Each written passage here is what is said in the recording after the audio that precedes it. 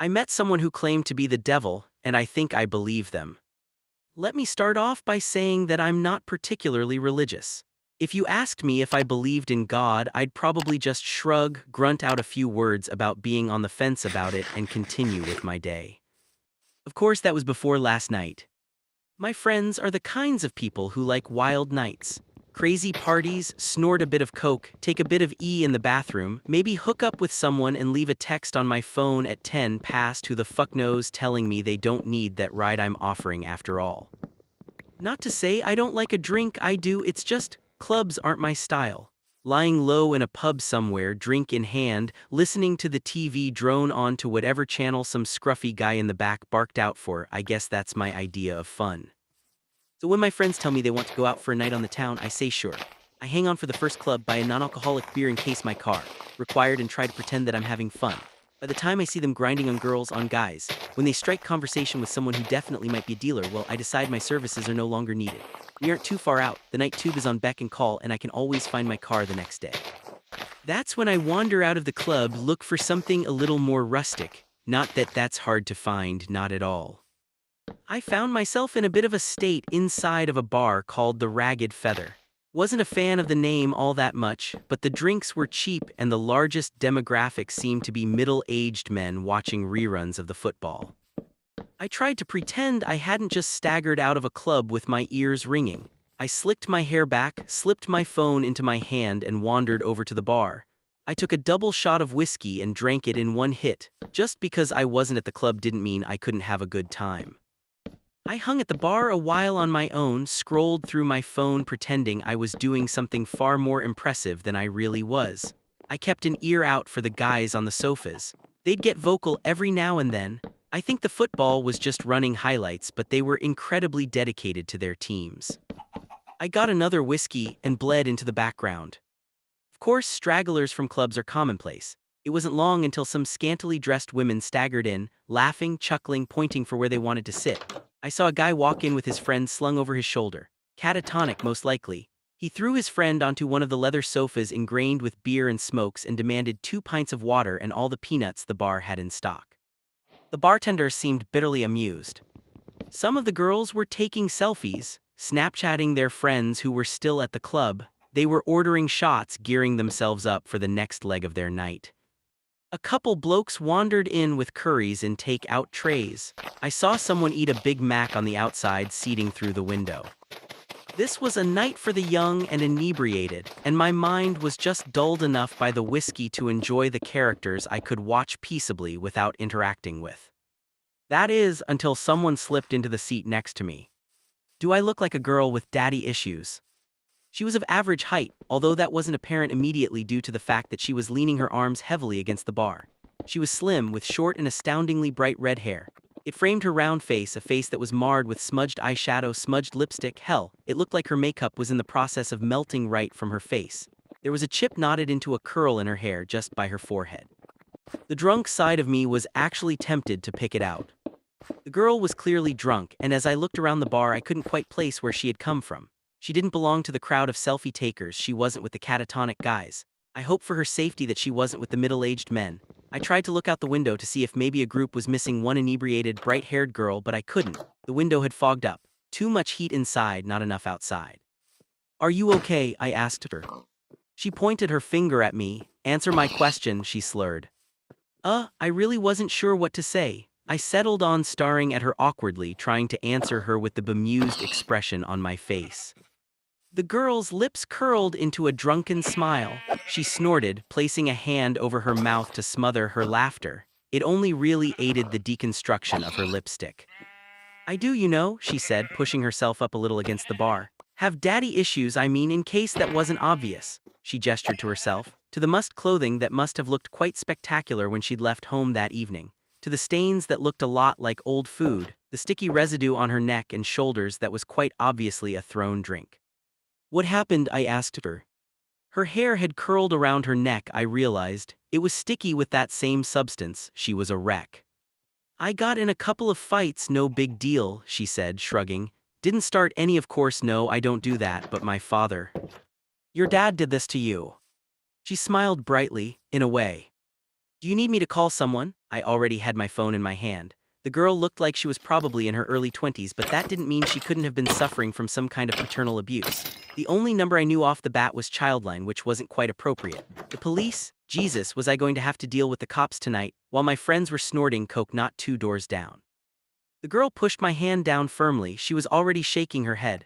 No, she told me, I don't want you to call anyone. Now her expression changed. It wasn't the attempted sultry look I'd seen on many girls of her state. It was open and wide and engaging. She wanted something from me and I felt compelled to give it to her. I want something else. What do you want? I asked her.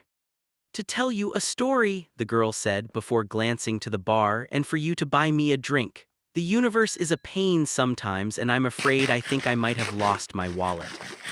I laughed. I didn't know this girl, didn't know where she'd come from at all. My nights were generally about getting comfortably wasted and making sure my friends weren't dead in a ditch by the end of it all. I was used to getting hit on every now and then, but even as I was sat on that bar stool with a drink in my hand, I knew that this wasn't what this was. This girl had no intention of getting into my pants. All she wanted was to talk. I guess I was okay with that. What's your poison? I asked her. Her lips quirked. Appletini. The bar offered a very limited cocktail menu, but by some miracle I was able to order her an appletini from the list. I ordered a cider to go with it, suddenly a little too aware of where this night could go. I'd unthinkingly supplied this liquored-up stranger with even more alcohol, and she had clearly had a rough night of it. A part of my old instinct came back, the same instinct that had me texting my friends every few hours to make sure they hadn't wandered off to somewhere dangerous beyond the club. With no one but the bartender aware of our existence on these stools, I realized that I was suddenly responsible for this very drunk stranger. The girl coddled her drink, running her finger delicately over the rim of the muggy martini glass. This takes me back, the girl said amiably. She looked at me suddenly, her green eyes startling. You know what this was called originally? She smirked before I could answer. An Adam's apple martini. I snorted. Yeah, I think I've heard that before. Of course, it wasn't actually an apple, she continued, eyes moving back to her glass. The texts translated that part wrongly, mostly because you people don't have a word for it anymore. The fruit was incredibly exotic, and to be honest, it doesn't exist in this realm of existence. Only Eden, she laughed dreamily, and Eden's long gone. I stared at her. Are you okay? It was more honest than the last time I'd asked her, mostly because I was beginning to feel a little dread creep into my stomach. Of course, the girl said, grinning widely. Why do you keep asking? I mean, I stuttered, I just now don't take this the wrong way or anything, but you look. Like someone poured their drink over me, the girl asked. Like someone else threw their kebab on my dress and another unpleasant chap littered me with his fish and chips, that I have been hit, slapped around a bit and left in the gutter for the rats to find me. She held my eyes for an incredibly long time before her face broke out into a grin. Yeah, something like that. Why would they do that? I asked. Why wouldn't they? The girl shot back. People aren't that great and alcohol makes them worse, she shrugged. Sometimes makes them better, nicer, a little looser in the sake, but mostly just annoying and a little smelly. I looked at her. I watched her knock back her drink. She exuded the intelligence to know just how ironic her words were, but she was neither caring nor apologetic about them. The girl looked at me again. You bought me a drink, now you can listen to my story. I nodded wordlessly. She smiled, pointing at the bartender and then at her drink. The bartender was already making her another.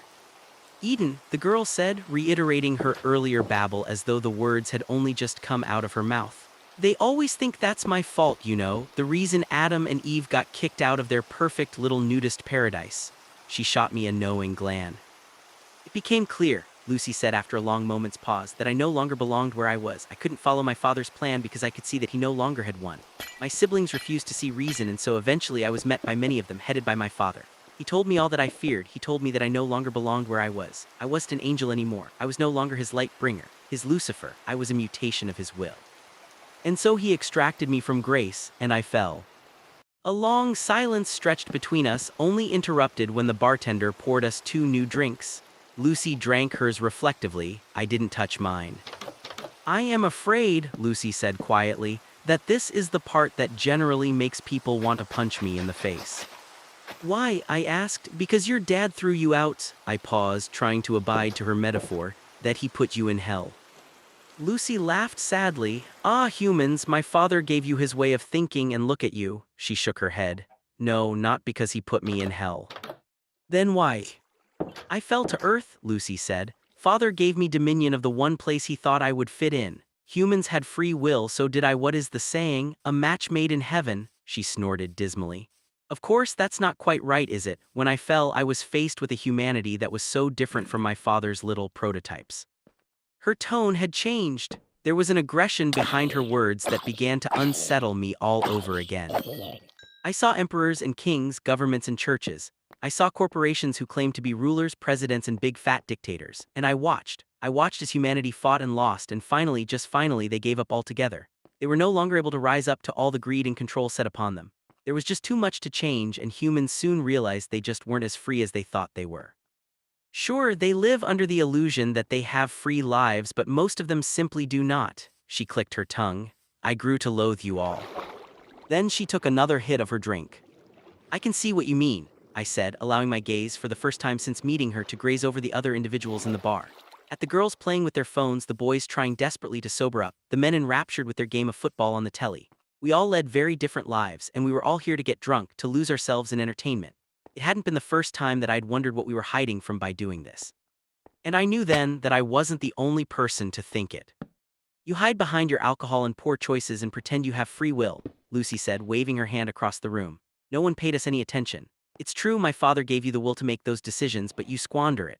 The free will I fell to provide to all of you, the free will I was given by a twisted mistake, and you make a mockery of it. You follow senseless leaders without questioning them. You abide by laws made centuries ago that no longer make sense. You do these things because you have given up on the opportunity to follow the will of your own, not of others. That isn't all of us, though, is it? I asked her, trying for some reason to defend our species from the mad young woman. Because you see it on the news all the time, don't you? People do rise up, we do protest. People can make a difference. Lucy laughed bitterly, nibbling the rim of her glass. Really, she said. You can sit here and say that it can't be all bad because of the few that refuse to conform. Those you call your rebels, they make up for it all. She grinned around her glass. By that logic, I am the biggest rebel of them all. Am I expected to make up for all your sorry mistakes? By your logic, I said, you should be punishing it, right, if that's what this metaphor is all about. I laughed. I couldn't help myself. I took a sip of my drink. Is this whole story just so you can tell me that you think we're all going to hell? If so, I think I can see why people want to punch you. Lucy didn't say a word. Simply she watched me. It felt unnerving to have someone like her watching me like that, with an intelligence that went beyond anything I'd come across at Gone Midnight in a seedy bar. The drunkenness in her eyes was no longer present. Her face wasn't flushed like before, and even her makeup couldn't represent the mess I'd seen when she'd first appeared on the stool by my side. It was like I was looking at someone else entirely. And I was afraid. Let's review what you've said, Lucy said slowly, articulately. She wasn't slurring. Had she been slurring before? You think I'm going to tell you that humanity is going to hell because you refused to use the gift I gave you? Her nails curled into the bar. My father may have been the one to guide me, but I paid for his mistakes. I am the one responsible for your will in the eyes of your species, but that was never true. You are responsible for what you do here, not me. She pursed her lips, tapping the bar as a bartender filled her drink again. Tell me, do you remember my mentioning hell at any point during my story, or was that just you? I opened my mouth to answer, but something faltered. My lips trembled and I slammed them shut. Lucy smiled, taking a sip. Thought not. She looked away, eyes scanning the room lazily. What I did say is something that is indeed mentioned in your scriptures. My father gave me dominion of earth, a place filled with free will that goes to waste. Her lip twisted. Humans sin all the time, not because of me, not because of evil or my dominion over this place. Fact is, I don't lift a finger, I don't, because I don't see the point. You make terrible decisions and follow mindless leaders, you do bad things and you make a mess of your earth. Lucy's eyes lit up. Do you know how much suffering is happening all over the planet right now? How many people are dying of illnesses that could have easily been cured but aren't because of the selfishness of humanity? Do you know how many children are being abused, raped, forced into marriage? How many people have been forced to become soldiers in meaningless wars? How many humans have killed for ideals they don't believe in? I stayed very quiet. There was nothing I could say. Lucy's words were unbearably honest, and every sentence sliced into me like a blade. I felt cold and sick and terrified. War, famine, pestilence, death, these things are all present and they have nothing to do with me or to do with any deity. They are all here because of you, not because of your free will but your inability to use it. Lucy smiled at me, a grin so cold and unnatural that I felt like I should run all over again. But I stayed where I was, frozen to my very core, because I wanted to hear what she had to say, because I needed to. And here's the kicker, Lucy said, because this is the part that actually enrages people enough to kick me. She winked. Hell isn't what happens after you die. Hell is right here, right now. Somewhere through the many scriptures, a few words got crossed over and people started thinking that hell was a punishment after you die. Fact is, hell is earth, my earth. God gave this place to me to do with it what I will, and I refuse to do anything. What are you saying? I asked, because I was suddenly very desperate. Exactly what you think, Lucy said, toasting her glass. I didn't reciprocate and she laughed, a light and airy sound. I had so many plans for your species. I wanted for us to rejoice in our free will together, to create a place that was free from the cruelty and power my father exuded over the angels, his firstborns. I wanted to make a real utopia. Unfortunately, you humans just don't want that. She shrugged. My father sent me down here thinking I had become one of you. All that I have learned is that he gave you much more of his image than he ever intended. Stop, I said, this isn't funny anymore. Of course it isn't funny, Lucy said, grinning even wider to prove her sick irony. Humans punish themselves by sitting by and doing nothing. They have made their own hell, and you know what's worse, what's ultimately worse? Some of you are so blind to it that you think your life is heavenly.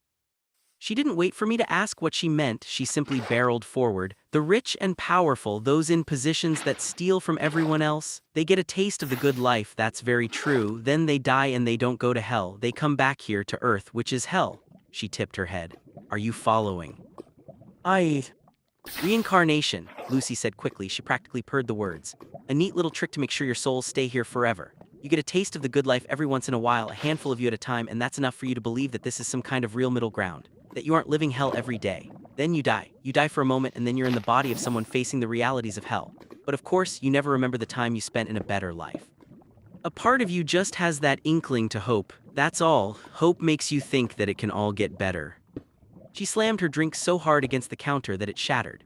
I didn't do anything, not even when flecks of glass littered my hands. I could only stare at her, a tightness in my chest constricting my very soul. No one else in this bar mattered in this moment, but of course that was what she had been saying this whole time, hadn't she?